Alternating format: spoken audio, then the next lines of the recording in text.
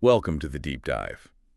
We're jumping straight into a really transformative period in world history, 1750 to 1900. Yeah. Think of it like a global game of Risk, maybe, but, Hmm. with real nations, real territory, real influence happening on a scale we hadn't quite seen before. Exactly. And it wasn't just about redrawing maps. It was a fundamental power shift, really. Hmm.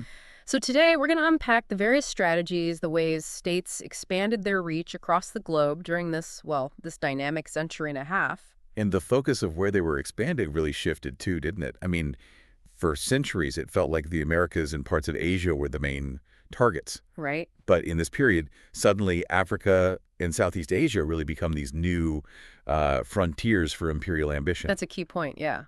And the players themselves were changing. You had established colonial powers like Spain and Portugal, kind of seeing their influence wane a bit. The grip loosened, yeah. And then these new forces emerged. Germany, Italy, Belgium, the United States, and Japan, too. They all became pretty significant imperial actors. Okay, so new places in focus, new powers rising. Let's dig into how these states actually did it. How did they expand? Our exploration, I think, should start with this really interesting evolution. The move from, like, private companies running things to direct government control of colonies. Yes, that transition is fascinating. Okay, let's unpack that. Well, what's really striking here is that these private ventures, initially driven purely by profit, Right. they often became, too unwieldy, or they created so much instability, such problems, that the state itself felt it had to step in. Okay. It kind of highlights this core tension. Can purely commercial interests actually effectively govern huge territories and, populations? Right, like the Belgian Congo. I mean, Yeah. that story is, well, it's truly disturbing, isn't it? It really is. King Leopold II, the monarch of Belgium, basically declared the Congo his personal property, like his own private fiefdom, going against even his own government at first. Yeah, he argued colonies were essential for Belgium's status, and then just ran the Congo Free State as his personal enterprise. And the justifications were the usual ones, right? Missionary work, bringing civilization. The familiar claims, yeah. Yeah? But the reality was just brutal exploitation of resources.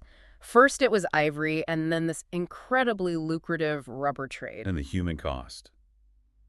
It's staggering. Absolutely horrific. We're talking about potentially millions of deaths because of the forced labor, the violence, just unimaginable cruelty. Wow. Eventually, the sheer scale of these atrocities, it just couldn't be ignored. It led to international outrage, and finally, in 1908, the Belgian government stepped in and took direct control. So it's a really stark example of how this unchecked private ambition in a colonial setting can become ethically disastrous. Completely. And it ultimately required state intervention, though, tragically. Often far too late for the people who suffered most. And we see something, maybe not quite as brutal, but a similar kind of trajectory in the Dutch East Indies, what's now Indonesia. Yeah, somewhat similar path. Initially, you had the Dutch East India Company, the VOC.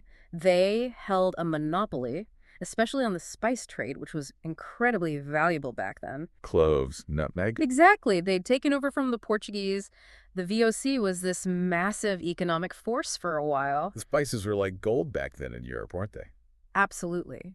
But it seems like their own success almost contributed to their downfall in a way. How so? Well, corruption just became rampant within the company. It got completely out of hand, and eventually the VOC actually went bankrupt. Bankrupt, wow. So the Dutch parliament then had no choice but to step in and take over direct administration. And did the focus change that under state control? It did. The economic focus shifted towards these large-scale plantations, producing crops mainly for export, things like tea, rubber, sugar. Cash crops, which often has downsides for the local population. Yeah, exactly. I remember reading about this. The heavy emphasis on these export crops often undermined local food production. Especially for rice farmers. Precisely. The drive for profit through this export agriculture often put the food security of Indonesian farmers who relied on rice, for their own survival at risk. So again, this shift from a profit-driven private company to direct state control, but it brought its own set of economic and social challenges. Yeah, for sure. And then, of course, there's the British Raj in India, the British East India Company. That started as just a trading operation, didn't it? It did, yeah. But it gradually accumulated immense political and military power. It sort of filled the vacuum left by the declining Mughal Empire. Right. They ended up controlling trade, taxation. They even maintained their own large army, the sepoys, mostly Indian soldiers under British command. So the EIC became like the de facto ruler of huge parts of the Indian subcontinent. Pretty much. But the Indian Rebellion of 1857, sometimes called the Sepoy Mutiny, that proved to be a massive turning point. It really exposed how unstable company rule actually was. A huge shock to the system. Yeah. That rebellion really shook the foundations of the EIC's authority, didn't it? Absolutely. And the British government's response was swift and decisive. They took over completely. Indeed. The company was dissolved, abolished, and the British government assumed direct control, establishing the British Raj, which ruled India until independence in 1947. So across these very different places, Congo, Indonesia, India, we see this recurring pattern. Private control, often proving unsustainable or leading to just unacceptable consequences. Necessitating the direct assertion of state power, yeah. Okay, so that's one major method, the shift from private to state control. Now, another key method, or maybe a pair of methods, was the strategic use of diplomacy and warfare.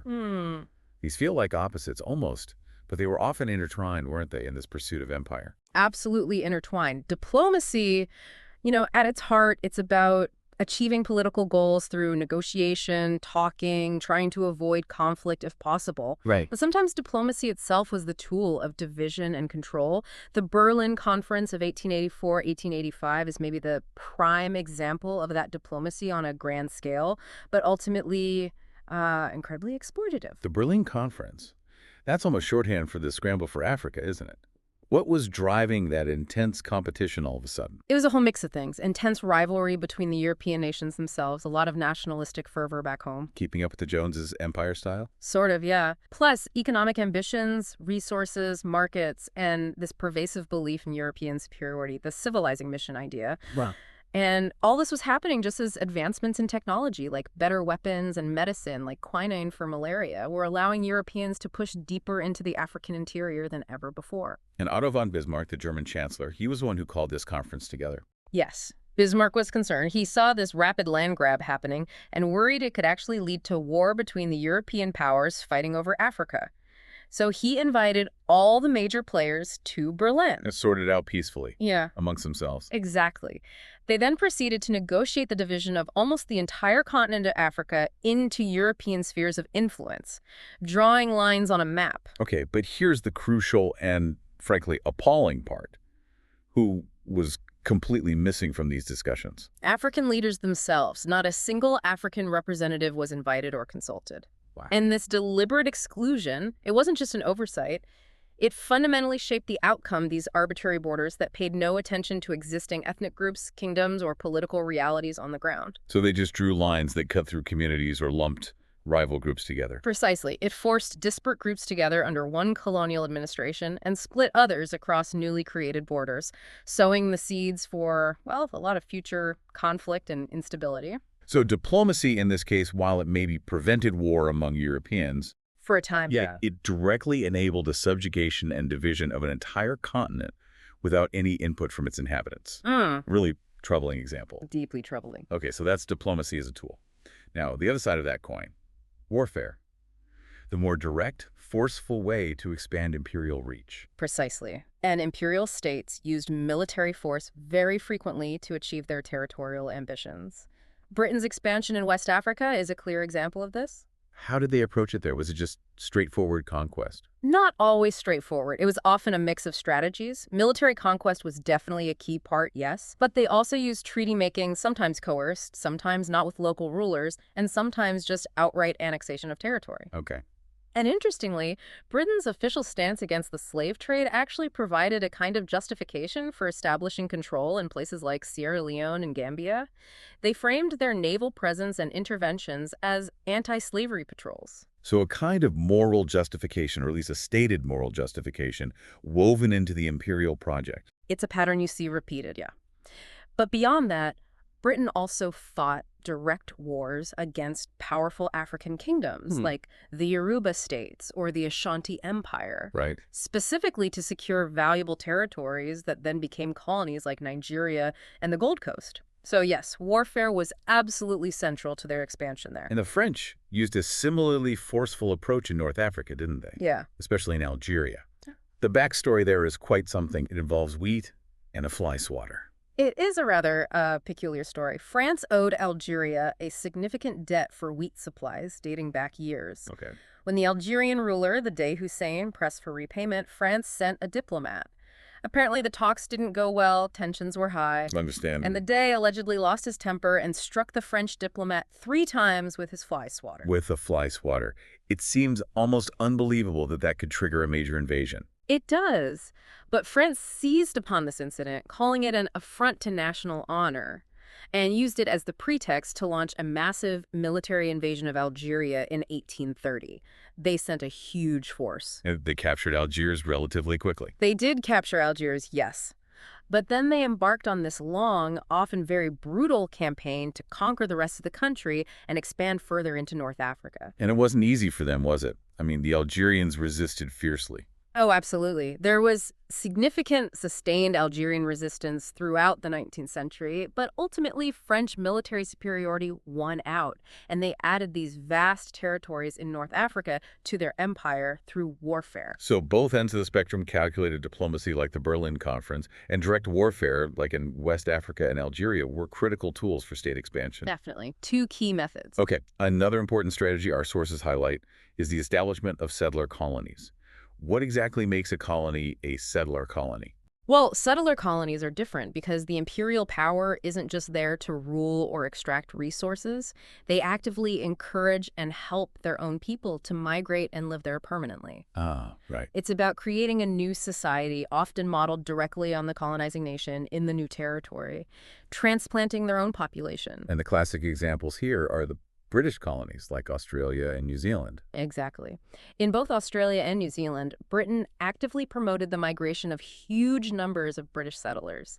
This led to the creation of what historians sometimes call Neo-Europes, or Neo-Britons in the South Pacific. Building societies that looked and felt like Britain, just elsewhere. Pretty much, yeah. But creating these new societies had absolutely devastating effects on the people already living there, the indigenous populations. Tragically so. The arrival of Europeans brought diseases, smallpox, measles, influenza, that the indigenous populations, the Aboriginal peoples in Australia and the Maori in New Zealand, had absolutely no immunity to. The impact was catastrophic. Massive population declines, sometimes wiping out huge percentages of the population, plus the loss of land and the profound disruption of their cultures and traditional ways of life. It's a really stark reminder of the often brutal human cost involved in this specific type of imperial expansion. On very heavy cost, indeed. Okay, so that's settler colonialism. Now, the final method our sources point to is maybe the most straightforward on the surface. Conquering neighboring territories. Right, expanding right next door. It makes sense, doesn't it? Expanding into land that's adjacent might seem more, I don't know, feasible or logical than launching overseas conquests all the time. Exactly. For many states, particularly large land-based empires, territorial expansion focused right on their immediate geographical surroundings. The United States is a really compelling case study here. Yeah, the whole American story seems deeply tied to westward expansion, doesn't it? Even going back before independence. It really does. And that idea of manifest destiny really captures the mindset, right? It absolutely does. You had the Louisiana Purchase in 1803, which was just this enormous land acquisition. Doubled the size of the country. Pretty much overnight, yeah. And then throughout the 19th century, you had wars with Mexico, with Spain later on, all fueling this relentless westward push. Manifest destiny was this powerful, widely held belief that the U.S. had a sort of God-given right, a divine mission to control the entire continent from the Atlantic to the Pacific. And this expansion, as our sources make very clear, came at a terrible cost to the Native American populations who were already living on those lands. A tremendous cost. As American settlers pushed west, Native American tribes were systematically displaced, often violently. They were pushed off their ancestral lands and forcibly relocated onto reservations, usually on much poorer land. And on top of that, there were official policies of forced assimilation. Trying to erase their cultures. Essentially, yes. Especially through things like setting up American-style boarding schools for Native American children, where they were forbidden from speaking their languages or practicing their traditions. The aim was to absorb them into dominant American society. A very deliberate policy. Now, we see a similar kind of pattern conquering neighboring lands with Russia too, right? Though maybe with some different motivations, especially after the Crimean War. That's right. Russia's defeat in the Crimean War in the 1850s was a bit of a shock to their system. It contributed to the rise of this ideology called Pan-Slavism among Russian elites. Pan-Slavism, uniting the Slavic peoples. Yeah, this nationalist idea emphasizing the unity and shared identity of Slavic peoples, many of whom lived under the Ottoman or Austro-Hungarian empires at the time. The idea was that Russia should lead and protect them. Okay. So that ideology, combined with Russia's ongoing desire to, reassert itself as a major European power after the Crimean setback, really fueled campaigns to expand into adjacent territories. So it's partly ideological, partly about pure geopolitics and power projection. Exactly, a mix of both. And this led to significant territorial gains for Russia during this period. They established Vladivostok on the Pacific coast in 1860, pushing eastward. Right. And they also expanded southward, deep into Central Asia, absorbing the lands of the Kazakh nomads and conquering the three Uzbek Khanats, Kokand, Bukhara, and Khiva, by the mid-1860s and onwards. It was about consolidating control over their vast land borders and projecting influence. And finally, Japan.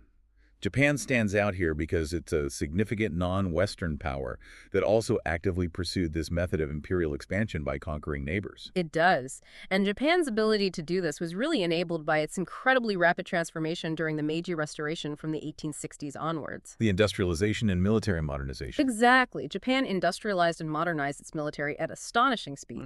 And having done that, having effectively joined the ranks of the modern industrial and therefore imperial powers, Right. it then actively sought to build its own empire, primarily by expanding its sphere of influence in its immediate neighborhood in East Asia. And this expansion focused mainly on places like Korea, Manchuria in northeastern China, and other parts of China itself, as our sources detail. Correct. Japan's ambition to become the dominant regional power led it to direct territorial acquisitions, like annexing Korea, and establishing significant political and economic influence over its neighbors.